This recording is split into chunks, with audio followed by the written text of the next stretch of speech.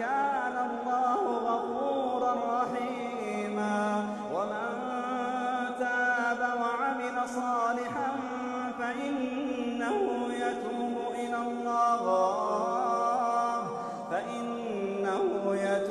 إلى الله متابا.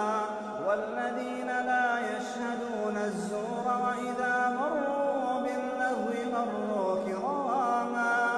والذين إذا ذكروا بآيات ربهم لم يخروا عليها صما وعميانا. والذين يقولون ربنا